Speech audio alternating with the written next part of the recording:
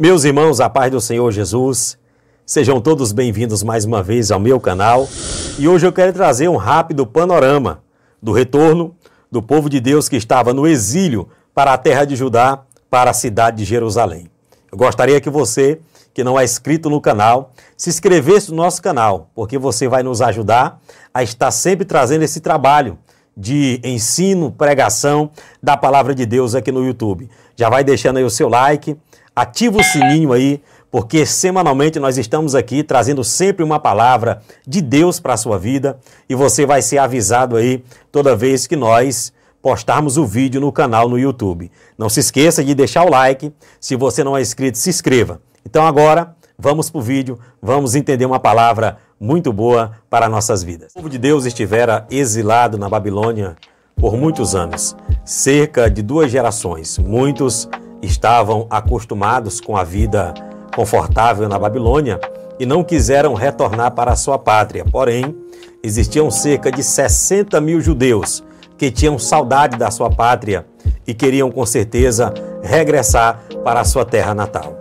Quando o Império Persa conquistou os captores de Judá, a Babilônia, a Pérsia tinha como política permitir que os povos cativos retornassem para a sua pátria e continuassem com a sua religião e as suas práticas que eram de fato costumeiras deste povo. Com isso, no ano de 539 a.C., o rei Ciro, agora o grande Ciro da Pérsia, emitiu um decreto permitindo que os judeus retornassem para Jerusalém e reconstruíssem o templo, levantassem um altar e cercassem a muralha novamente com os seus muros. Ciro, após tomar conhecimento do livro do profeta Isaías e ler a profecia que falava que Deus iria escolher ele como um ungido para fazer uma grande obra acerca do povo de Deus, Ciro, então, ele fica perplexo com aquilo que ele acabou de ler no livro do profeta Isaías. E ele passa agora a ser usado por Deus para que o povo de Deus retornasse para a terra de Judá, para Jerusalém e voltasse a ser uma nação.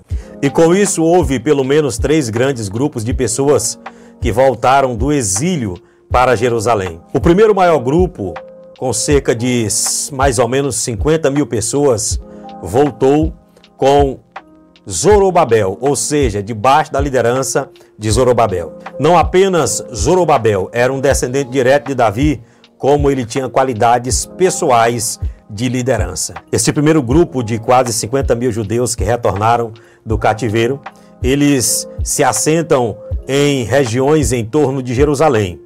O texto bíblico diz em Esdras que eles levantam primeiramente um altar, lançam as bases do templo e assim começam com o trabalho de reedificação do templo da casa de Deus. Mas essa missão não seria fácil.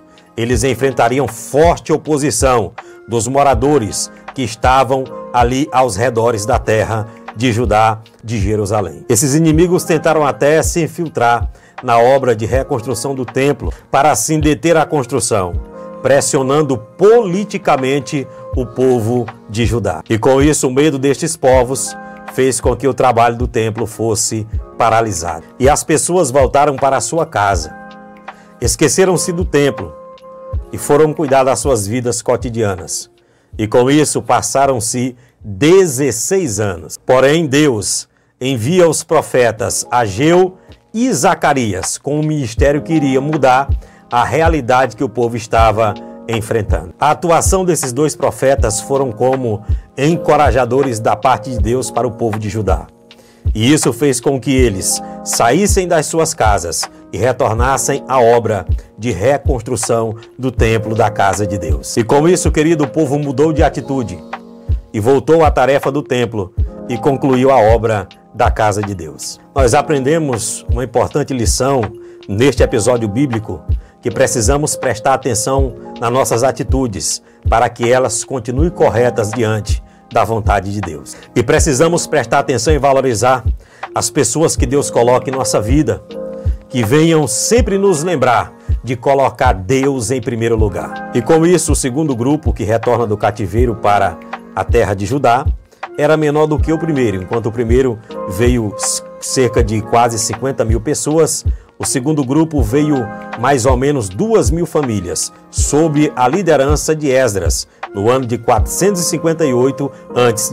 E é importante frisar que Esdras era escriba e sacerdote. Esdras, quando chega em Jerusalém, ele encontra o templo reconstruído, mas a vida espiritual do povo estava arruinada. Os judeus casaram-se com as pessoas das nações vizinhas e passaram a adorar os seus deuses, ao invés de permanecerem fiéis ao Senhor. E com isso Esdras confronta o povo para que eles abandonem seu pecado e voltem a ser fiéis ao Senhor, chamando-os ao arrependimento. Neemias vem com o terceiro grupo de pessoas, um grupo pequeno, em 455 a.C., para encorajar a reconstrução do muro de Jerusalém. E apesar da forte oposição dos vizinhos, Neemias foi bem sucedido em guiar o povo na reconstrução do muro. Ele também confrontou o povo com os seus pecados, chamando-os ao arrependimento, a voltarem a ser fiéis